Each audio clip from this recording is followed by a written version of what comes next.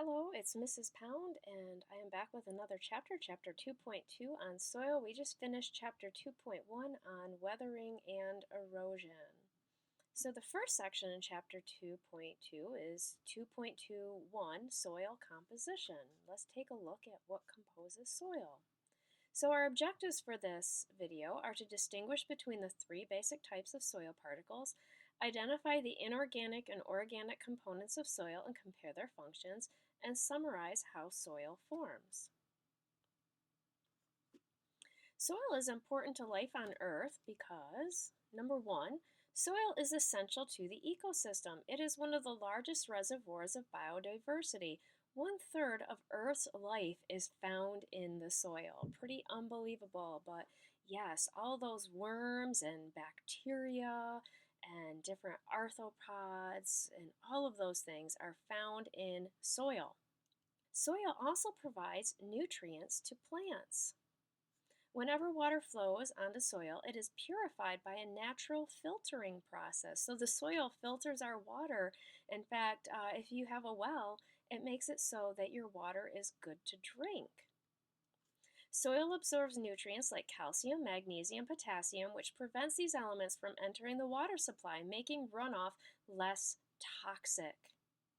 Okay, so we just talked about why soil is important for life on Earth. Now let's take a look at where does soil come from? How does it form? How it forms is rocks break down into small particles through the processes of weathering erosion. All of those processes that we talked about in the last chapter help to form soil. The rock particles then mix with organic materials, water, and gases.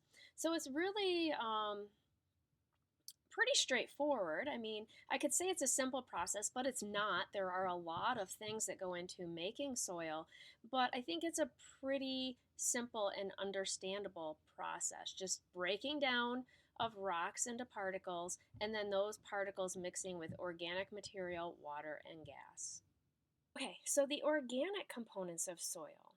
These are microorganisms, decaying plant and animal material, and living plant roots. Remember, organic means living. So anything that is living or once was living would be an organic component to the soil. It tends to be what gives it its rich dark color too. Inorganic components of soil, those things that are not living or do not come from living things, are rock particles, water, and gases. Bedrock is the layer of solid rock beneath the soil. As you can see in this picture, the soil here is not very thick. This rock sticking out is bedrock, and then the plants would be growing on a very thin layer of soil. You can often see bedrock also where there are cliffs because you can see the rock that is underneath the soil that is on top of the cliff. Types of soil particles. There are three types. The first is clay. These are the smallest of the particles. They're less than 0.002 millimeters. These particles, you cannot see them, and as you can see, this is soil, clay soil that's during a drought where it has dried out. We also commonly use to make pottery. It's so fine and it's very pliable when it's wet and moist, but we can fire it and it can become very hard when it is not moist. And so just very fine particles that you cannot see with your eye. They are the smallest particles. Silt is the next largest, and it's still very small and hard to see. It's 0.002 millimeters to 0.05 millimeters. And here you can see there's a lot of silt in this water, very fine still.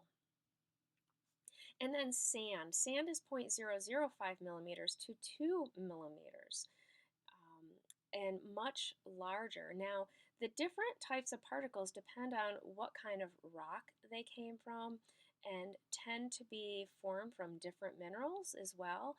If you want more information about that, it is in your book. I'm not going to get into that in this video. Pore space is the amount of space between soil particles. Clay would have very little space between the particles, and sand has a much larger space between the particles because the particles are larger. It's kind of like marbles or balls. If you have small marbles, the space in between them is smaller than, say, if you have something the size of a bunch of kickballs. Then the space would be larger. Now, something to keep in mind is that most soils are not just composed of clay or silt or sand. Most soils are a combination of two or more of these different types of particles. And so the pore size will be different, and the pore size determines how much water and air will be in the soil. And usually the best soils for growing plants are a mixture. Another component of soil is humus. This is the nutrient-rich organic material in soil. This is produced by living organisms. And living organisms help form topsoil by burrowing animals create wide tunnels through which water, gases, and organic materials can travel. Microorganisms feed on dead animal and plant materials to form humus, and they are a food source for many types of larger animals. Arthropods create tunnels for the rapid transport of water and other ingredients. And the droppings and decaying bodies of animals and decaying plant materials encourage microscopic activity, which creates more humus. So that the clay, silt, and sand are the inorganic components, and then the humus is produced by the organic components of the soil.